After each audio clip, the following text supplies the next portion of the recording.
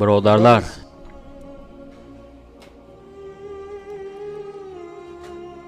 men sizlardan bir narsa so'ray.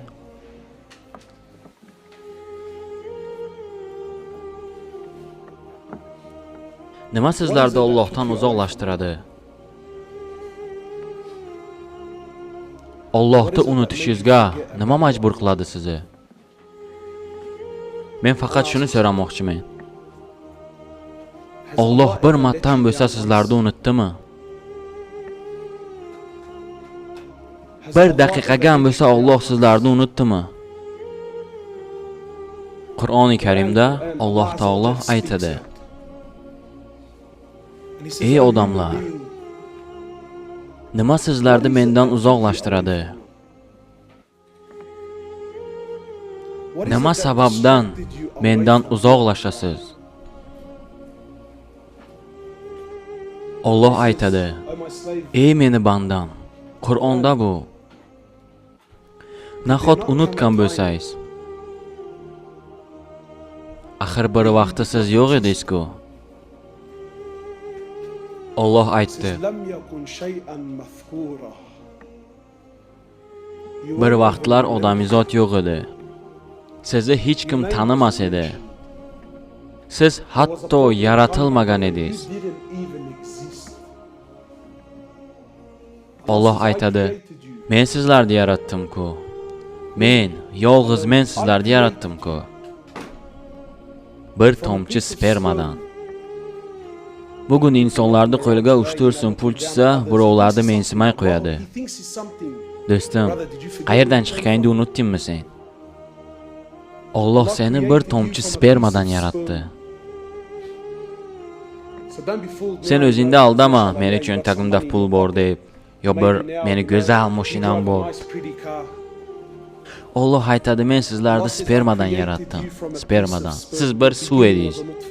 Yuragida kibr bor odam eshitsin buni. Hamma narsaga o'zim erishdim degan odam eshitsin buni. Meni Allohga vaqtim yo'q degan odam eshitsin buni. Birodar, bir vaqti sen yo'q eding va shu yo'qlikdan Alloh seni sperma qilmadimi? Kechirasiz bunday gaplarni gapirganim uchun. Ammo men haqiqatda gapirmasam bu yerda o'tirishimdan nima foyda? Siz bir tomchi sperma edingiz. Agar o'sha sperma yerda bo'lsa, birov pul berganda shuni usha deganda ushamas edingiz. Bu sizga yoqadimi, yoqmaydimi, ammo bu haqiqat o. Islom olimi Ibn Taymiya ajoyib bir narsa aytganlar. Siydik yo'lidan 2 marta o'tgan odam. Siz siydik yo'lidan 1 marta emas, 2 marta o'tgansiz. U kishi aytdilar, qanday shu inson yuragida kibrlanishi mumkin? Alloh aytadi: Men sizlarni bir tomchi spermadan yaratdim. 3 qavat bo'lgan onangizni rahmiga yaratdim. Men senga chehra berdim. Men senga jon berdim. Qayerda edi seni oilang? Qayerda edi seni boyliging? Qayerda edi seni sevgiling? Seni interneting qayerda edi? Men seni yaratganimda bu narsalar qayerda edi? Bugun shular sababli mendan uzoqlashyapsan. Shu narsalar onangni qornida bo'lganingda qayerda edi? Bugun shu narsalar sababli mendan uzoqlashyapsanmi sen? 9 oy onangni qornida men seni boqmadimmi? Puling yo'q edi, fabrikang yo'q edi, olim emas eding, kompaniyang yo'q edi, hech niman yo'q edi. Men seni boqmadimmi 9 oy? 9 oy onangni qornida kim seni suvda cho'milishni o'rgatdi? Kim? Qaysi maktab? Kim senga onangni qornida 9 oy suvda turishni o'rgatdi? Alloh. 9 oydan keyin Alloh imkonsiz narsani imkonli qildi. Alloh imkonsiz narsani imkonli qildi. Nimaga? Sen bu dunyoga kelishing uchun. Iltimos menga tushuntiring, mana shuncha bir inson qanday mashunchagina joydan chiqishi mumkin? Alloh seni bu dunyoga kelishing uchun imkon yaratdi. Sen tug'ilding. Yalang'och, chorasiz. Hech narsang yo'q edi. Seni qo'ling bor edi, ammo sen usha olmasding. Oyog'ing bor edi, sen yura olmasding. Seni tishing bor edi, sen yeya olmasding. Kim senga rizq berdi o'sha vaqtda? Onangning ko'kragidagi sut. Shu bugunga davr butun olimlar, butun ilmlari bilan, butun texnikalari bilan, butun pullari bilan ona ko'kragidagi sutdek bir shirin sut yarata olmadilar.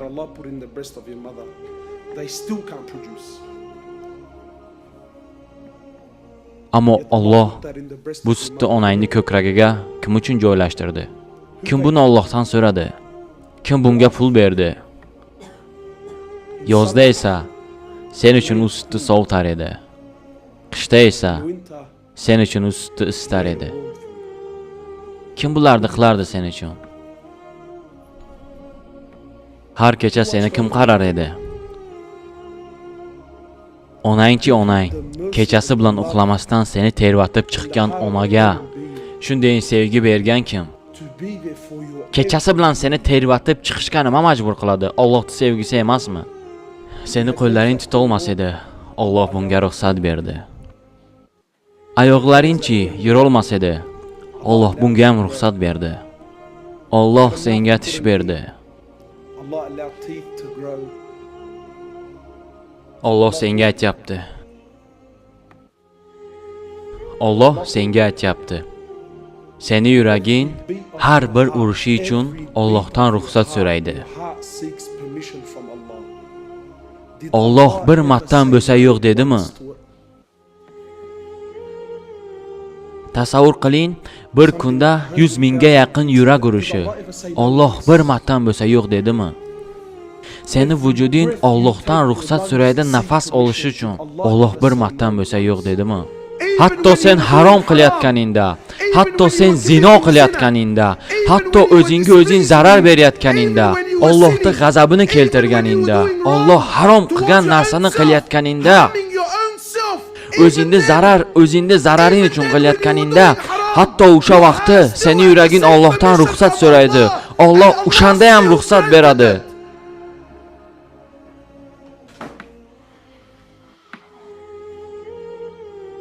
Bugun insonlar bir-birlari bilan bitta qilgan xatolari uchun gapirmaydilar.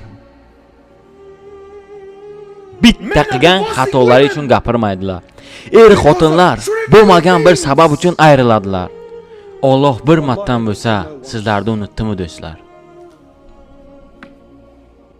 Endi do'stlar,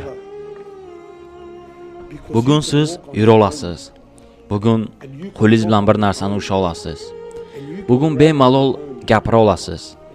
Hatto o'zingizga bir narsa qo'g'irib yeya olasiz. Sizga Allohga vaqtingiz yo'qmi? Siz bandmisiz? Sizga bu kerak emasmi?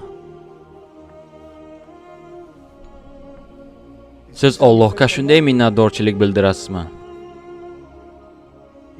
Tasavvur qiling, men siz yoningizga keldim. Siz menga bir tovoqda ovqat berdingiz. Men yoningizga keldim, dedimki, birodar, meni yegan ishtima narsam yo'q. Menga biror nima ber. Siz menga bir tovoqda ovqat berdingiz. Men tovoqdagi ovqatingizni yedim va tovog'ingizga tupurdim.